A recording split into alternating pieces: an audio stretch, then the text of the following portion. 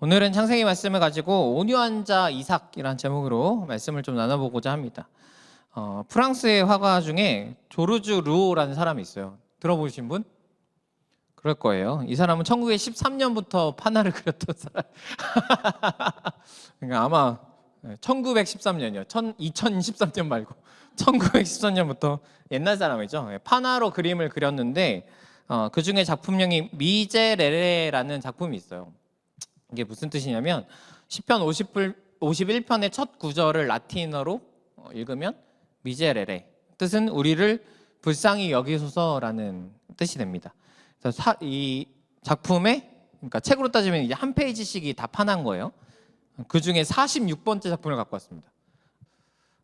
이 내용이 뭐냐면 예수님을 믿고 있었는데 초대교회 역사 속에서 핍박을 당하고 결국 그 가운데 죽게 된 사람들을 그린 거예요. 근데 저 아래 글씨가 뭐라고 써 있는 거냐면 이렇게 써 있어요. 의인은 향나무 같아서 그를 찍는 도끼에도 향기를 묻힌다. 그러니까 마치 저 사람들이 핍박을 받는 것이 도끼로 찍혀진 향나무 같은데 그 핍박을 대항하지 않고 오히려 향기를 묻히는 삶, 그것이 그리스도의 삶이다라는 걸 표현한 작품입니다. 자신을 핍박하는 자에게 그리스도의 향기를 묻힌다. 사실 어렵고 힘든 일인데 그것이 그리스도의 삶이라고 오늘 이야기하고 있습니다. 오늘은 이삭의 삶을 통해서 이 삶이 어떤 삶인지를 좀 깊게 나눠보려고 해요. 예를 들면 아브라함 하면 여러분 뭐가 떠오르세요? 믿음의 조상. 사건은? 그렇죠. 번제가 좀 생각나죠? 뭐요? 가라. 가는 것도 일이긴 하죠. 야곱은요?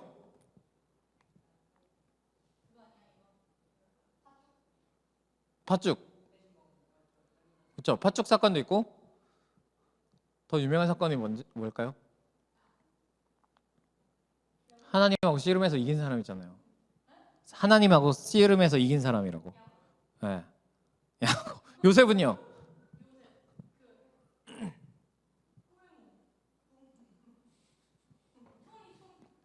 그렇죠. 애굽이란 나라의 총리가 돼서 한 사람입니다. 근데 오늘 주인공이 이삭은 어때요, 여러분?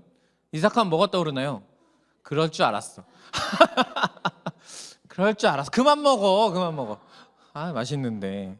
그러니까 이삭하면은 사실 사람들에게 늘 제가 질문해 보면 임팩트가 없는 삶을 좀 살았어요. 그게 아브라함의 어떤 영향이 되기도 하고 좀 그래서 창세기의 분량을 봤을 때도 이삭이 그렇게 길지 않습니다. 다른 사람에 비해서. 그래서 이삭 딱 하면 떠오르는 사건이 없는데 그나마 오늘 사건이 이삭의 삶에서 이삭의 어떤 성향과 그가 가지고 있는 믿음에 대해서 보여주는 사건 중에 하나예요. 오늘의 본문 전에 어떤 이야기가 있냐면 이삭이 거부가 되었다라고 써 있어요. 돈도 많고 사람도 많고 뭔가 이렇게 권력을 갖게 된, 그 당시에는 사람이 권력이니까 돈도 많고 부자가 됐다라고 써 있습니다. 근데 블레셋 사람들이 그 이삭을 시기해서 가지고 있던 우물을 메워버려요. 우물을 잘 쓰고 있었는데 메우기도 참 힘들 텐데 굳이 우리로 따지면 이제 수도관을 잠궜다고 생각하면 돼. 우리 집에 수도관을 갑자기 다른 집에 사람들이 오더니 잠궈버렸어요. 당시의 물은 지금의 물보다 훨씬 더 큰 가치를 가집니다. 아시다시피 이스라엘은 거의 비가 오지 않아요. 4월부터 한 10월까지는 거의 비가 내리지 않습니다. 연간 수량 1년에 다 오는 비의 양이 700mm 정도밖에 안 된대요. 한 달 뭐 이런 게 아니라 1년 내내 오는 비의 양이 당시 지금으로 따지면 한국의 한 절반 수준 정도래요. 지금도 우리가 비 안 온다고 막 하다가 하필 행사할 때 비 오고 막 이러잖아요. 근데 그거보다 절반 정도로 비가 오지 않는 나라. 당연히 물이 귀하겠죠. 오늘 본문의 시기에서 보면 훨씬 더 절실했을 겁니다. 지금이야 뭐 수도관이 열리고 막 이랬으니까. 한데 지금 여기는 우물 아니면 비밖에 없잖아요. 때문에 우물이 권력이었어요. 큰 우물을 갖고 있다. 내가 이 물을 소유하고 있다라는 게 힘이고 권력이 됐던 때였는데 이 우물을 메워버렸다라는 것입니다. 이게 뭘 의미하냐면 싸우자라는 거죠. 너희들의 어떤 생존의 가장 중요한 걸 우리가 부셔버렸어. 어떡할 건데? 이러면서 이제 온 거예요. 근데 이때 이삭이 어떤 반응을 보이냐면요. 우리 말씀 같이 읽어볼게요. 시작. 이삭이 그곳을 떠나 그랄 골짜기에 장막을 치고 거기 거류하며. 이삭이 뭐 했어요? 그곳을 떠나버렸어요. 원어로 보면 시간의 어떤 흐름도 느껴지는데 시간의 흐름을 볼 때 이 사람들이 야 우리 싸우자라고 선전포고를 했단 말이에요. 근데 이삭은 저항이나 망설임이 없이 곧바로 떠났습니다. 근데 이 앞에부터 쭉 읽어보면 좀 이상해요. 왜냐하면 이삭은 지금 충분히 싸울 군대도 갖고 있는 사람이야. 뭐 만약에 이 전쟁이 지속된다 그러면 지속할 만한 돈도 있는 사람이에요. 그럼 싸워야 되는 거 아니에요? 우물이 없어졌는데 지금 목말라 죽게 생겼는데 그 많은 사람들이 마실 물이 없는데 떠납니다. 근데 이게 끝이 아니에요. 또 떠났어요. 그랄 골짜기로 갑니다. 떠나서 그랄 골짜기 장막을 쳤잖아요. 또 팠는데 이제는 갑자기 그랄에 있던 목자들이 와서 우물 다 파놓으니까 우리 거래. 이 땅이 우리 거니까, 이 땅이 우리가 살았으니까 그것도 우리 거다, 뭐 이런 식이었던 것 같아요. 그랬더니 이삭은 또 이동합니다. 또 파요. 또 이동하고요. 또 팝니다. 이렇게 한 4번 정도의 우물을 파요. 이렇게 보면 우물 파는 게 되게 쉬워 보이잖아요. 여러분 우물 파봤어요? 혹시 우물은 본 적 있어요? 실제로? 어디 가면 보거나 민속촌 같은 데 가면 보잖아요. 그럼 거기 꼭 체험해보라고 써 있는 데가 있어요. 두레박을 던져서 물을 이렇게 길어보라고. 그러면 깊이가 좀 느껴지는데 당시에 우물 길이는 한 50에서 100m 정도로 예상됐대요. 네, 우리가 한 20초 만에 뛰어갈 수 있는 그 정도 거리예요. 그 정도를 아래로 판 거예요. 팠는데 그래서 파는 시간을 보통 측정해 보면 한 6개월에서 1년 정도가 걸릴 거라고 예상합니다. 그러니까 그냥 파고 가고 이게 아니라 6개월에서 1년 동안 열심히 해서 우물을 만들어서 정착을 하려고 했는데 사람들이 와서 야 그 우물 내 거야. 그랬더니 이삭은 그냥 빼앗기고 다투지도 않고 가는 거예요. 그럼 이삭에게 감정이 없었냐? 우물의 이름을 이렇게 만들었어요. 가서 처음에 지었던 우물이 에색이라고 합니다. 다투어서 에색이라고 했다라고 성경에 써 있는데 히브리어 단어를 보면 억압받고 무례하게 취급당하고 끝내 강탈당했다라고 이름을 달았어요. 나 지금 저 사람들한테 억압받고 아주 무례하게 취급을 받고 강탈당했다. 그 다음에 우물을 파고 그 우물을 빼앗기면서 신나라는 이름을 집니다. 원수다. 저 사람들은 나의 원수다라고 했는데 그 원수라는 뜻이 사탄하고 같은 어근이에요. 그러니까 이삭의 마음이 쟤네는 원수야 정도가 아니라 전 악마 같은 녀석들이야라고 이름을 지어놓은 거야. 이삭도 참 소심하죠, 그렇죠? 대놓고 뭐라고 한 건 아닌데 이름에 그렇게 했어요. 하지만 싸우지 않았어요. 감정은 지금 상해 있는데 싸우지 않았다고요. 그리고 이동해서 결국 도착한 곳에 이르는데 우리 22절 말씀 같이 한번 읽어볼게요. 이삭이 거기서 옮겨 다른 우물을 팠더니 그들이 다투지 아니하였으므로 그 이름을 르호봇이라 하여 이르되 이제는 여호와께서 우리를 위하여 넓게 하셨으니 이 땅에서 우리가 번성하리로다 하였더라. 결국에 도착한 곳에 우물을 팠더니 이제 다투지 않는다. 누가 와서 메꾸는 것도 없고 빼앗기는 것도 없고 달라는 사람도 없다. 그곳의 이름을 르호봇. 이름의 뜻은 원래 넓은 지역. 하지만 이삭은 이렇게 고백하고 있는 거예요. 하나님께서 이 넓은 지역을 우리에게 주셨다라고 고백하고 있는 것입니다. 이삭은 지금 피해 왔어요. 다툼이 없는 곳까지 피했습니다. 앞서 얘기했듯이 그는 부자였고요. 종들도 많았고요. 싸울 힘도 있었습니다. 하지만 이곳까지 온 이삭의 마음은 어떤 마음이었냐면 다투는 것은 하나님의 뜻이 아니구나 라고 생각하면서 지금 피해 온 거예요. 아마도 싸우면 우물을 얻을 수 있을 겁니다. 당장은 이길 수 있었을 거예요. 그러나 하나님의 뜻이 이루어지는 것은 아니었다라는 것입니다. 그렇다면 하나님의 뜻은 무엇이었을까? 오늘 본문을 통해서 좀 살펴보려고 하는데 이삭은 브엘세바로 올라갑니다. 그리고 하나님을 만나요. 그리고 하나님이 축복의 말씀을 주십니다. 그랬더니 자신을 쫓아왔던 사람들이 다시 찾아와요. 우리 26절 말씀 같이 읽겠습니다. 아비멜렉이 그 친구 아우삿과 군대 장관 비골과 더불어 그랄에서부터 이삭에게로 온지라. 저 군대 장관 비골이 어떤 사람이냐면 블레셋 사람이에요. 잘 갖고 있던 우물을 메꿨던 그 사람, 그 종족이 지금 찾아왔어요.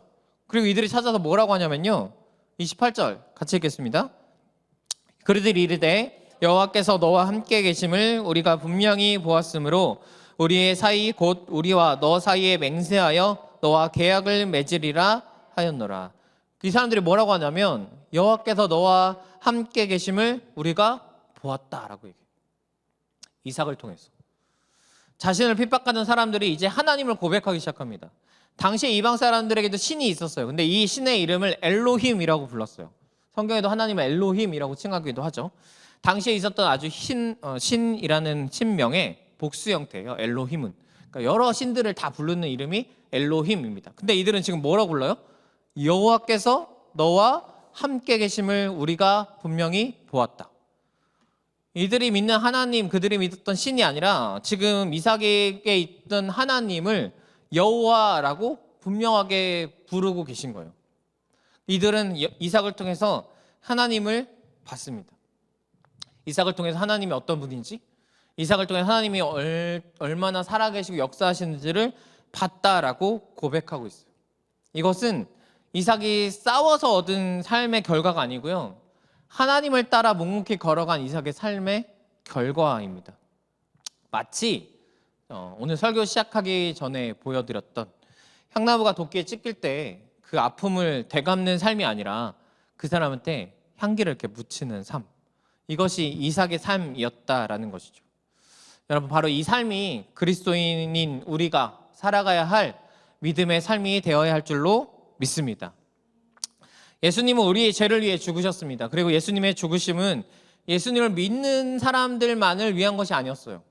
하물며 믿지 않는 사람을 포함한, 또 예수님을 못 박은 사람들을 위해서도 예수님은 죽으셨습니다. 예수님을 못 박자고 선동한 그 사람들을 위해서도 예수님은 죽으셨다고요. 만약에 내가 예수님이었잖아요. 부활한 다음에 저는 일단 본디오 빌라도에게 갔을 거예요. 네가 나 포기했지? 이렇게 짜잔. 그리고 그 다음에 이제 바리새인과 서기관들한테 갔을 거야. 죽었다 살아난 썰푼다 이러면서 그들한테 은혜 나 못 바꿨자고 아주 당당하게 저는 갔을 것 같습니다. 근데 예수님은 누구에게 가죠? 사람들에게 찾아가고, 당시의 원수가 아니라 오히려 자신을 버렸던 베드로와 제자들을 찾아갑니다. 그들에게 가서 복수하는 게 아니고 악을 악으로 갚지 않고 선으로 갚는 예수님의 삶을 보여주고 계십니다. 여러분, 바로 이런 삶이 우리의 삶이 되어야 할 줄로 믿습니다. 이런 삶은 조금 억울한 삶도 있어요. 저도 참 억울할 때가 많은데 간혹 이런 생각하거든요. 제가 예수님을 안 믿었으면 참 많이 싸웠을 것 같다라는, 이해를 잘 못할 것 같아요, 사람들. 지지난주에 티를 나눴는데 티 성향이 다듬어지지 않았을 것 같거든요. 그래서 뭔가 기준을 흐트러뜨리면 막 싸우고, 뭔가 조금만 이상해도 컴플레인을 막 걸 것 같고, 억울한 일은 절대 안 참고 막 이랬을 것 같아요. 근데 예수님을 믿고 저의 성품도 많이 다듬어져 가는 것 같고, 목사로서 살면서도 그러면 안 되지 라고 하면서 다듬어져 가는 것 같습니다. 그런데 가끔 은혜가 없을 때 이제 불쑥 저 밑에 있던 그 옛날 사람이 나 아직 살아있다 라고 하면서 막 이렇게 올라오는 것 같아요.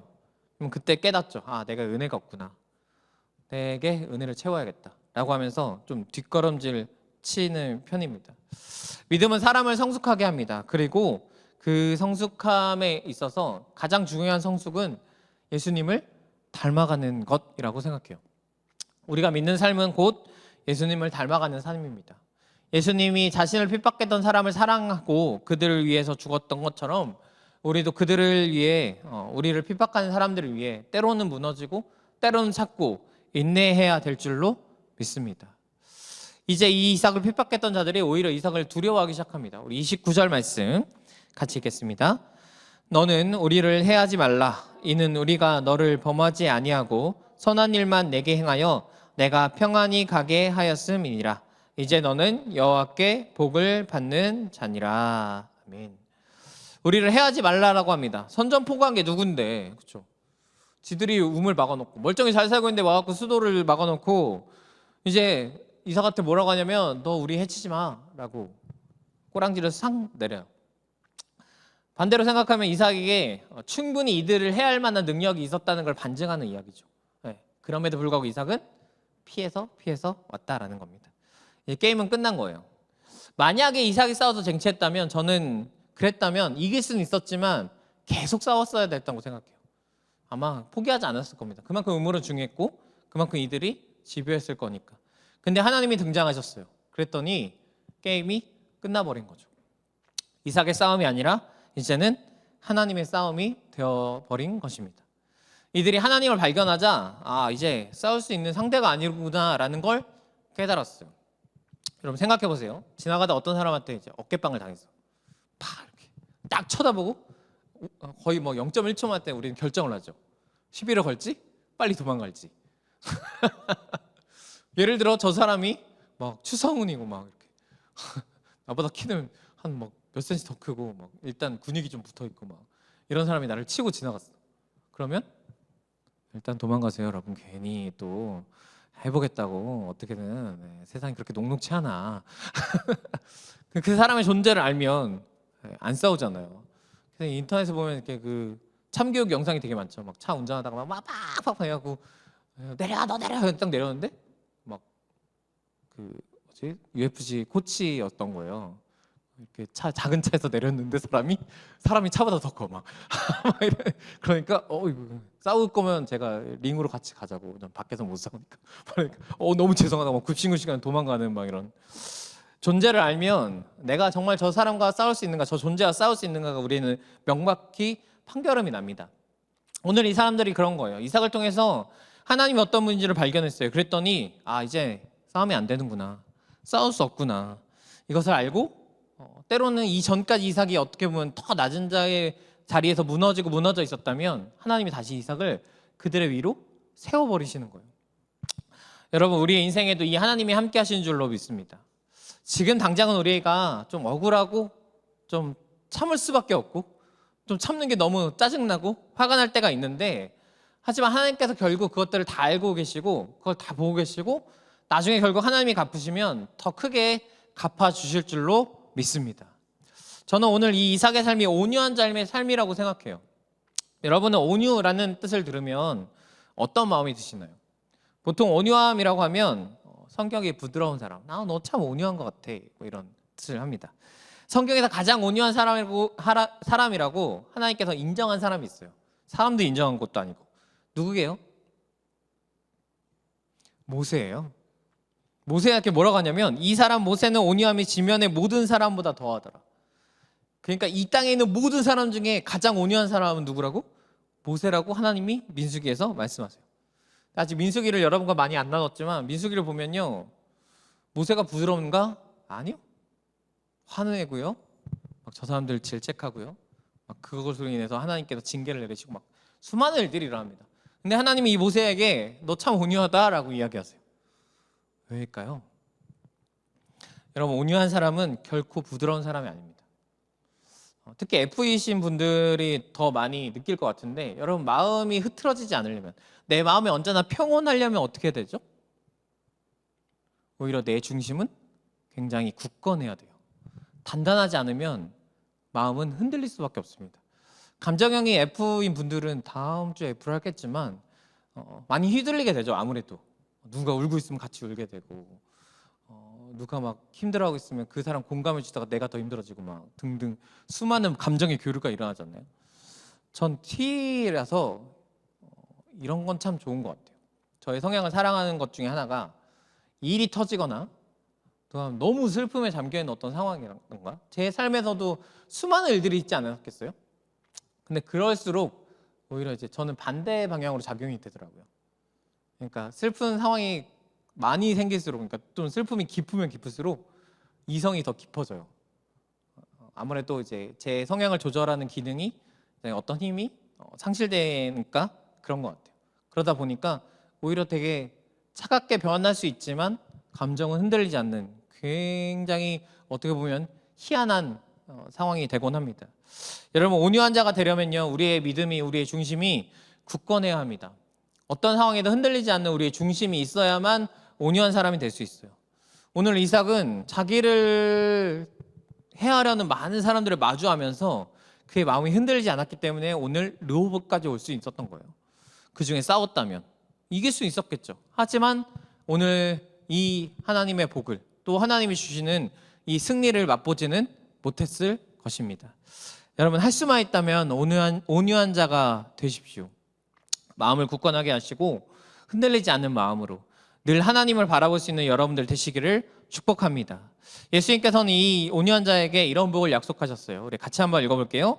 온유한 자는 복이 있나니 그들이 땅을 기업으로 받을 것이며. 땅이 토지 정도의 땅이 아니라 사실 이 땅은 하나님의 땅이죠. 하나님의 나라, 하나님의 다스림, 그리고 이후에 우리가 속할 영원한 하나님의 나라를 우리에게 주신다라고 말씀하고 있습니다. 왜냐하면 온유한 자, 즉 흔들리지 않고 하나님을 바라보는 자가 결국 이 믿음의 경주를 끝까지 갈 수 있기 때문이에요. 여러분의 삶이 온유한 자가 되어서 정말 주님이 오시는 그날까지 흔들림 없이 이 믿음의 경주를 마칠 수 있는 여러분들 되시기를 축복합니다. 기도하겠습니다.